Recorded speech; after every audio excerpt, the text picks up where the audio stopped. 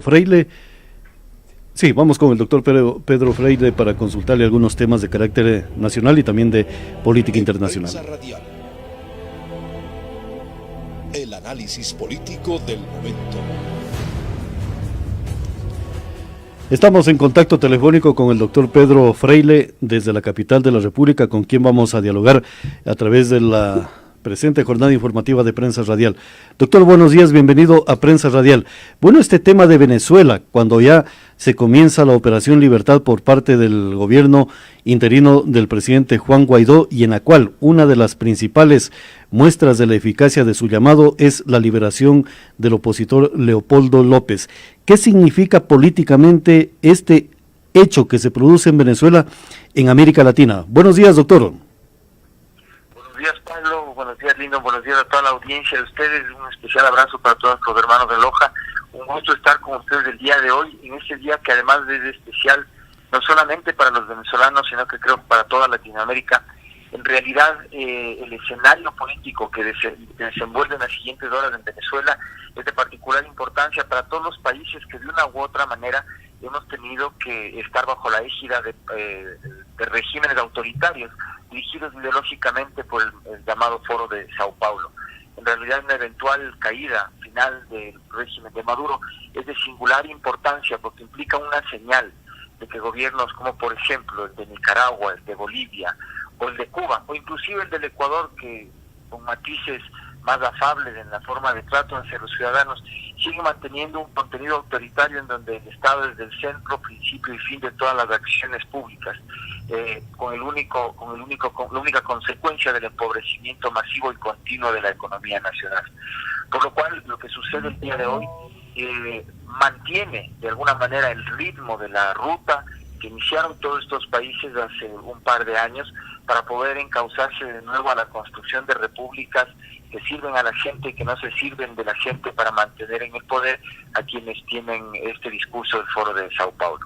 El día de hoy es un 30 de abril que puede no tener conclusiones definitivas en lo que se refiere a la toma de Miraflores, y sin embargo sí es el inicio de un nuevo escenario de operaciones sobre Venezuela, que no solamente se ve reflejada en esta liberación de Leopoldo López.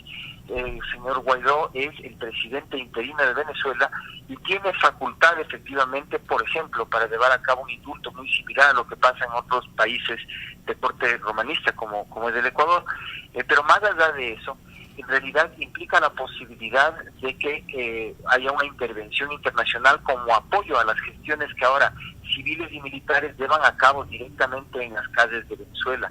Los embajadores de Juan Guaidó, reconocidos ante el resto de países del mundo, están reunidos ya desde esta madrugada en Bogotá, y se espera además que los Estados Unidos tomen un pronunciamiento en las siguientes horas respecto de soportar las acciones civiles directamente sobre la presión en Miraflores. El senador Marco Rubio en las últimas horas ha hecho un llamado, y es un llamado que debe multiplicarse hacia todos los venezolanos dentro y fuera de Venezuela y a todos los latinoamericanos, a hacer una presencia masiva para que la presión sea suficiente y pueda dar con la salida de Maduro. Ahora, doctor, cuando los venezolanos, por ejemplo el presidente interino Juan Guaidó, manifiesta cese de la usurpación, cuando usted manifiesta también el Foro de Sao Paulo, estamos hablando de que el libreto de Sao Paulo prácticamente tiene los días contados en América Latina, doctor. Verá, yo creo, y lo repito siempre, en política los muertos solamente son los que están 3 metros bajo el suelo en el panteón. Yo creo que el socialismo del siglo XXI, el Foro de Sao Paulo, no está muerto, está lejos de morir, pero yo creo que estamos más vivos que nunca el resto de latinoamericanos en el ánimo de combatirlo y en el ánimo de ponerlo en donde debe estar, 3 metros bajo el panteón. Ya. Doctor, y cuando hablamos de esos 3 metros, significa que políticamente el Foro de Sao Paulo sigue vigente porque sus estructuras aún permanecen estables en determinados estados, y estas modificaciones que se dieron a temas constitucionales les permite sobrevivir, señor doctor. Estimado Pablo, no solamente la presencia formal en algunos estados, sino la presencia económica informal en varias de las economías regionales a través de actividades como el narcotráfico, el narcoterrorismo, la trata de personas, la venta de armas ilegales, la minería ilegal, que son actividades que de una u otra manera ellos mismos se han asegurado de alimentar a través de la informalidad económica, que son fuente también y razón de ser de esta lucha que les obliga a mantenerse encaramados en el poder. Al final de cuentas, lo que ellos buscan es una pelea no por la sociedad, no por el discurso político, sino orquestada desde el discurso político para poder garantizar la satisfacción de la avaricia de los líderes de ese proceso político. Claro, doctor, yo quiero consultarle algo. El tema, por ejemplo, usted habla del narcotráfico. El narcotráfico, a través de lo que es el movimiento del Foro de Sao Paulo, ¿se lo utilizó como una arma disuasiva o de ataque a lo que es los países del mundo libre, doctor? De ambas formas, en realidad, porque fíjese usted, la industria del narcotráfico tiene características muy especiales como flagelo de la sociedad, porque por un lado genera un miedo soterrado, es una forma de terrorismo que alerta a las personas a alejarse de donde se lleva a cabo esta actividad. Cuando usted sabe, por ejemplo, entre jóvenes, se sabe que hay alguien que está vendiendo o está traficando, los jóvenes que consumen se acercan, pero los demás tratan de alejarse porque saben que es una amenaza evidente. Pero por otro lado, esta actividad como una industria escondida, como una industria paralela a la actividad industrial y comercial formal, desarrolla tentáculos que se arman físicamente. Estoy hablando de armas como ametralladoras, pistolas, secuestra a personas, extorsiona a funcionarios públicos, vacuna a familias completas y hace tanto una ofensiva formal que se ve virtualmente a través de las cadenas de consumo, pero también una actividad de terrorismo soterrado que es el empobrecimiento del valor de toda la sociedad, que obviamente tiene miedo de verse envuelta en la violencia que este tipo de actividades desprenden. Doctor, a través del narcotráfico se intentó atacar, por ejemplo, lo que ellos llamaban a través del socialismo del siglo XXI, el imperio americano. Yo creo que no hay un discurso político en el fondo válido desde el socialismo del siglo XXI. ¿Verdad? Ellos pueden encontrar un enemigo el día de hoy en los Estados Unidos y el día de mañana en la iglesia y el día de pasado mañana en el Deportivo Quito. Pues, no sé. Claro. En realidad ellos lo que necesitan es construirse enemigos en el discurso para poder justificar la gestión política que llevan a cabo, pero al final la gestión política es solo uno de los frentes a través de los cuales ellos despliegan su poder sobre la sociedad. Ya, doctor, ahora por ejemplo, yo le quiero hacer una pregunta sobre las imágenes que se están difundiendo a nivel mundial sobre la liberación del opositor venezolano Leopoldo López frente a lo que es el presidente Juan Guaidó. Tras de ellos hay elementos de las Fuerzas Armadas bolivarianas o venezolanas.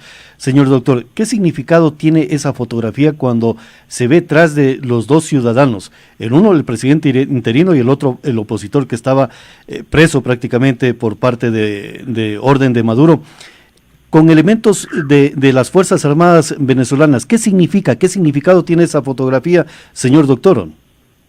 Esta fotografía histórica, por eso he comenzado diciendo, no es solamente una lucha en contra de Maduro, sino una lucha de la República contra el autoritarismo. Es una imagen que lo que refleja claramente es la esperanza que tenemos en la democracia.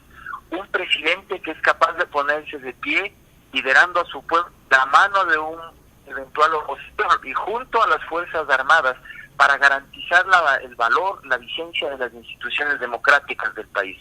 Esas tres personas que vemos ahí eventualmente hasta políticos del día de mañana en una potencial elección abierta, porque hay que entender que en realidad Leopoldo López y Juan Guaidó representan dos posturas políticas diferentes. Ellos son competidores políticos, no es que son militantes del mismo partido o el uno es jefe del otro. Ambos eventualmente el día de mañana pueden ser candidatos a la presidencia de Venezuela, pero están juntos. Esto es una sola voz y de mano del monopolio de la fuerza pública que representan las Fuerzas Armadas para hacer respetar la voluntad del pueblo venezolano, que fue flagrantemente violada por Nicolás Maduro en las últimas elecciones presidenciales, que legalmente debieron haber sido ganadas por el correligionario del presidente Guaidó, el señor Enrique Capriles, y quien fue archivado y mandado a digamos así, a los libreros de la historia ante la usurpación, que es lo que hoy combaten estos líderes democráticos de Venezuela. Presidente acompañado de opositor y de las Fuerzas Armadas para hacer valer las instituciones democráticas de Venezuela. Ahora, señor doctor, el haberse...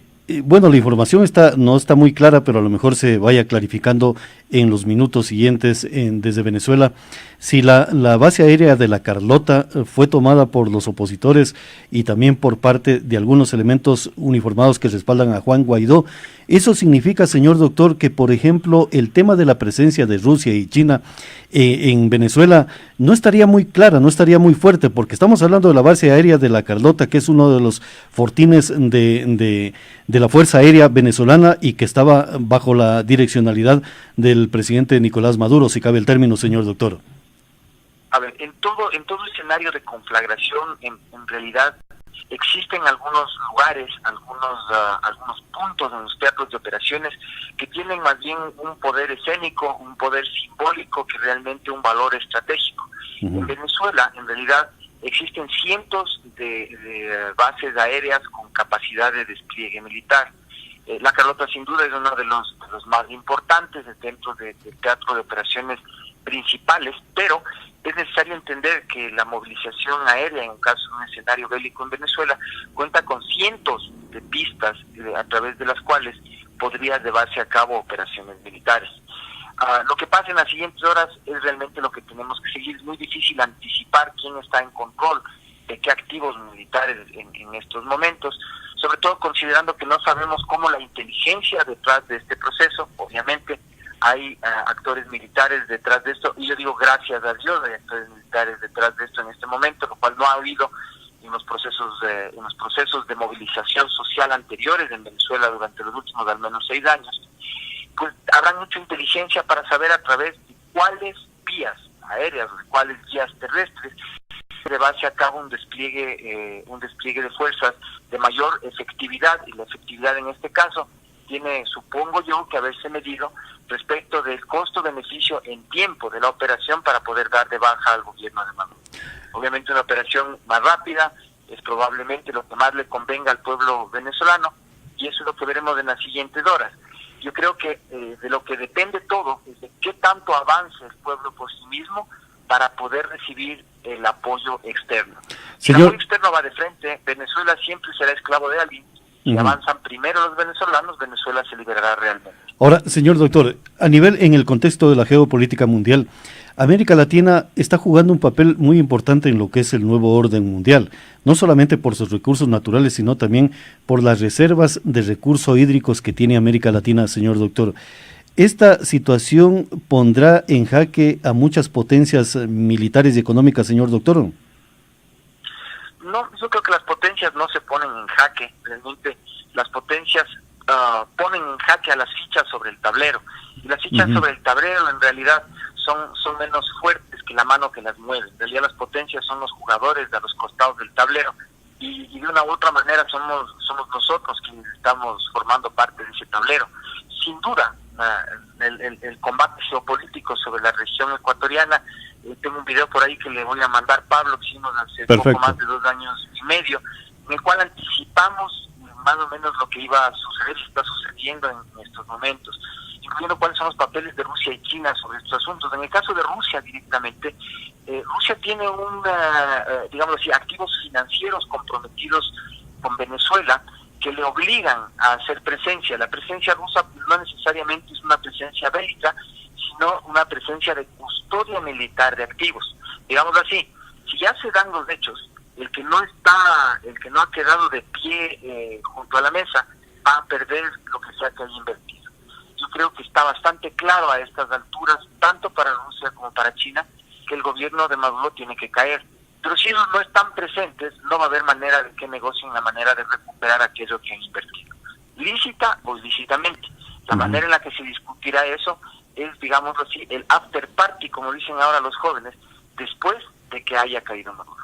Ahora, doctor, en el plano nacional, ¿cuál sería el efecto que pueda producir una situación, por ejemplo, en el caso de darse la liberación de Venezuela y el control absoluto del poder o del Estado venezolano por parte de Juan Guaidó? ¿Cuáles serían las consecuencias o el reflejo para la República del Ecuador, doctor? Verá, yo le voy a decir un poco de chiste, un poco en serio, pero yo esperaría que la actitud del gobierno del Ecuador no sea la de pauperizar la economía, como un poco se hizo en Venezuela, que llegaron a punto de feriados a llegar a trabajar solo 2,5 días a la semana, porque una de las maneras de entretener la atención del público frente a los asuntos económicos es darle pan, cuando no hay pan, darle circo, si no hay circo, darle vacaciones, así como Venezuela fue a dar donde está. Yo espero que en el Ecuador no nos sigan dando más feriados para distraernos o proteger a las estructuras de poder, sino que empiecen a darse cuenta nuestros gobernantes que es hora de negociar seriamente acciones de gobierno que nos saquen del modelo fracasado del socialismo del siglo XXI, que sigue siendo la superestructura que hace funcional lamentablemente al Estado ecuatoriano. Doctor, una pregunta. En el tema, por ejemplo, Venezuela, ¿se puede dar el efecto primavera que se dio en los países árabes cuando hubo esos movimientos de la sociedad? Estamos hablando de Venezuela y se habla fuertemente que podría caer también Cuba y Nicaragua, señor doctor. Y de hecho un poco es lo que sería lo más deseable. De hecho tenemos, claramente, hay que estar claros, si es una primavera de Latinoamérica, esta primavera que nos libere de las estructuras autoritarias del socialismo del siglo XXI debería afectar a Cuba, Nicaragua, Bolivia y Ecuador, que son los países, digamos, más relevantes de la región, todavía comprometidos dentro de sus esquemas políticos. Y obviamente todas estas islas pequeñas del Caribe que se han convertido en satélites de Cuba y Venezuela, en las golondrinas, etcétera, etcétera, que también forman parte de este esquema. Ahora, la primavera árabe en realidad es un proceso político que en su momento requirió de otro tipo de organización política que la que en estos instantes está surgiendo a través de la liberación de Venezuela. Yo diría que lo que pasa en Venezuela es como una fase 2 o más evolucionada de lo que pasó ya en la primavera árabe, ya que la intervención de voces en la geopolítica mundial, tanto de Estados Unidos como las que surgirán en las siguientes horas de parte de foros europeos, hacen una diferencia sustancial respecto a lo que pasó en los países árabes. Digámoslo así, las características de este proceso tienen un nivel de injerencia de la opinión pública externamente mucho mayor que la que tuvieron los países árabes. La legitimidad, por lo tanto, de la liberación de los países árabes en la primavera árabe, de alguna manera puede considerarse un poco de mejor calidad democrática que la que ahora tiene Venezuela. Sin embargo, no deja por eso de ser menos importante para toda la región el hecho de que pueda caer el gobierno de Maduro. Perfectamente, doctor. Y en esas circunstancias, bueno, estaremos pendientes de lo que es el desarrollo de los hechos que se produzcan en la República de Venezuela, pero quiero consultarle algunos temas de carácter nacional, doctor, que se están dando en esta parte de la gobernabilidad por parte del presidente y también de otras esferas políticas de la República del Ecuador. Por ejemplo, hace poco el presidente de la República dijo que el 1 de mayo será una jornada a medio trabajo. Hoy se habla de que será prácticamente toda la jornada.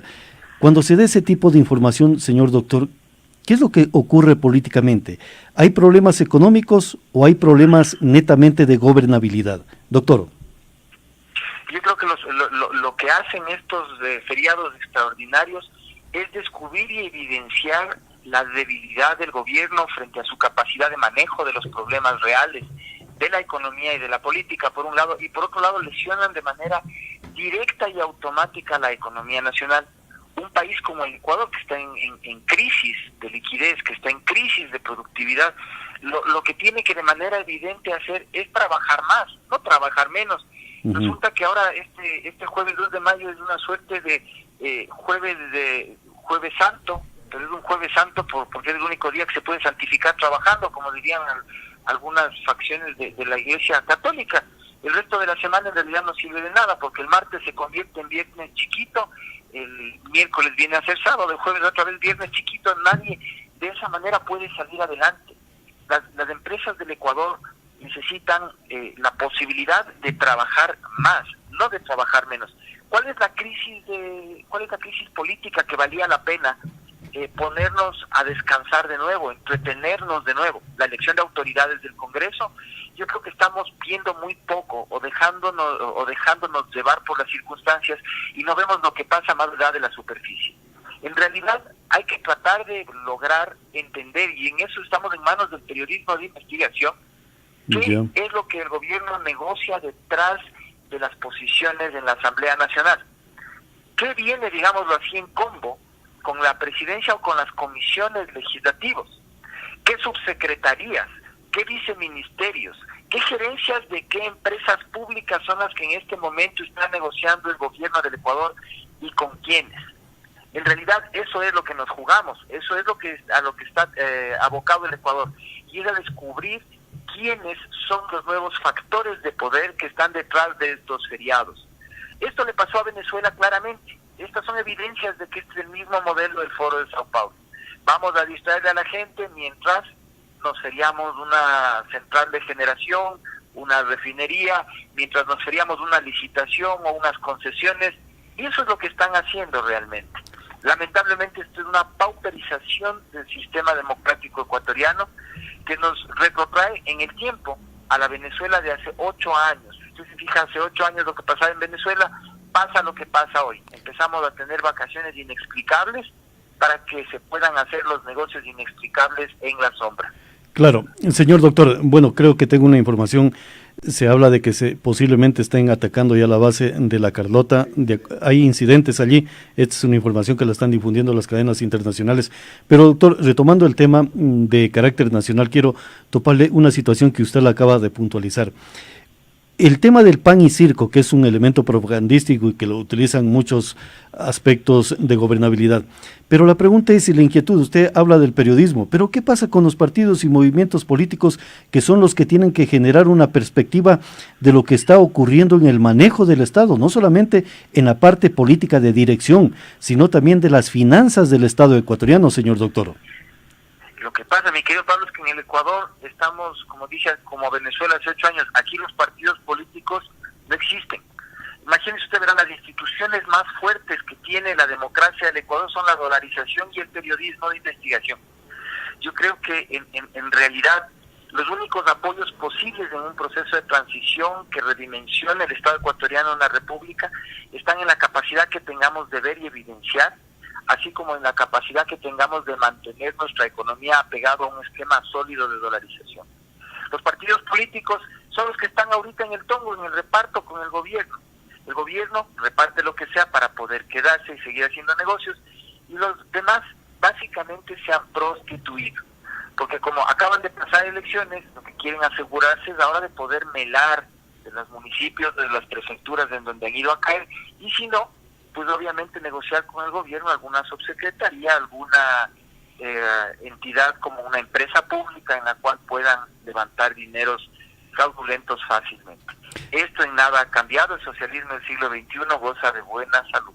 Doctor, pero cuando usted habla de que los partidos políticos se prostituyeron, ¿significa que dejaron de pensar y razonar en función del Estado como deber y responsabilidad de crear esa doctrina política para el pueblo, señor doctor? Sí, y lamentablemente tengo que decirlo así. Claro que esta es una oportunidad para la sociedad ecuatoriana. Fíjese usted, verá, cuando comenzó el correísmo se supone que luchaba la sociedad contra la partidocracia y el discurso era un asunto entre la ruptura, la divergencia y la convergencia de nuevas ideas en la sociedad. Bueno, todos los que llegaron con esas nuevas ideas se hicieron a lo mismo y se han envejecido en el poder. Yo creo que es un momento para que la rueda gire nuevamente, y no solamente nuevos valores políticos, sino nuevas formas de hacer política empiecen a aparecer en la sociedad. Lo que pasa en Venezuela, de hecho, en ese sentido también tiene un valor estratégico para un país como el Ecuador, y es convocar a la juventud a volver sus ojos a estos asuntos en los que no muchas veces se ven comprometidos, y es de entender a través de los ojos ajenos podemos anticipar la cura de enfermedades de nuestro sistema democrático, involucrándose en política. Ahora, yo todos los días le digo a la gente que me dice que es mala educación hablar de política o de religión en la mesa, digo, no, es mala educación en un país como el nuestro no hablar de política en la mesa con los hijos, con los colegas, con los empleados, con los amigos en los negocios, con todo el mundo. Un país como el nuestro tiene que hablar de política para entender lo que podemos hacer y lo que no nos debe suceder. Perfectamente, doctor, muy claras sus expresiones y también sus clarificaciones para el sur del Ecuador. Y también seguiremos en esta dinámica preguntándole, pero algo sí quiero consultarle sobre el tema del Consejo de Participación Ciudadana, que algunos sectores manifiestan de ir a la consulta popular para preguntarle al pueblo. ¿Queremos que siga este Consejo de Participación Ciudadana o qué hacemos con el mismo durante, no sé si estamos correctos, doctor? ¿Esto permite fortalecer la base del republicanismo, el Consejo de Participación Ciudadana, o es un pretexto para llegar a una monarquía? Doctor, allí tenemos unas inquietudes que nos gustaría que nos clarifique con su ilustrado criterio, doctor. Querido Pablo, el sistema del socialismo del siglo XXI en el Ecuador es, recuerde usted, hace pocos años hablamos todos del hiperpresidencialismo. El hiperpresidencialismo hace que estemos liderados por una persona que toma las decisiones solo, que es el hiperman, le digo yo, no solo hiperpresidente, sino es el hiperman.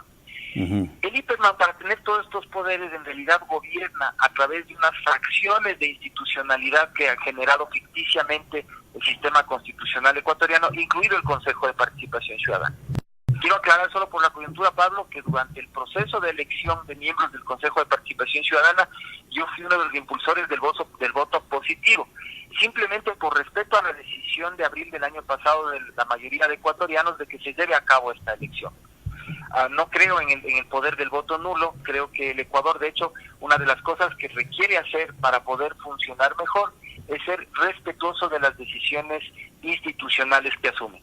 Sin embargo, el Consejo de Participación Ciudadana debe desaparecer. El Ecuador tiene que volver a ser una república y no la tierra de Hiperman.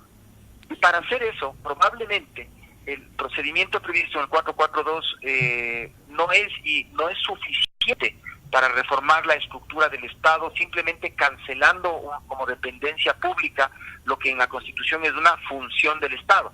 Hay que entender que el Consejo de Participación Ciudadana es el órgano de una función del Estado, es quien representa una función específica en toda la estructura de la democracia ecuatoriana, que es parte de la estructura además constitucional del Estado ecuatoriano.